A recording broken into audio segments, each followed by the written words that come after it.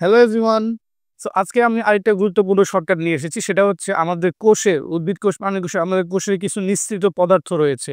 সেই নিঃসৃত পদার্থগুলো অ্যাডমিশন টেস্টে কিংবা এইচএসসিতে অনেক বেশি পরিমাণে এসে থাকে। তো সেটা একটা ছোট্ট ছন্দ দিয়ে আমরা মনে রাখবো। সেই ছন্দটা হচ্ছে এটা। কোষীয় নিঃসৃত পদার্থের ছন্দটা হচ্ছে হিজ পেন। এটা দিয়ে জাস্ট এই ২ টা ওয়ার্ড দিয়ে আমরা মনে রাখবো। জাস্ট এই ২ টা। এই হিজ দিয়ে কি? হিজতে হচ্ছে হরমোন। নিঃসৃত পদার্থের মধ্যে একটা হচ্ছে হরমোন। আর পিতে কি? পিতে হচ্ছে পিগমেন্ট। Hormone, pigment. ইতে কি? ইতে হচ্ছে এনজাইম। এনজাইম। আর এই এনতে হচ্ছে নেকটার। নেকটার। এই ৪ টা হচ্ছে আমাদের উদ্ভিদ কোষের নিঃসৃত পদার্থ সমূহ।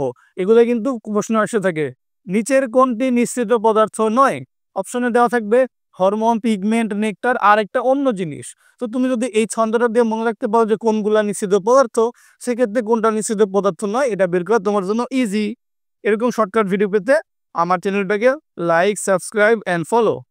আল্লাহ হাফেজ।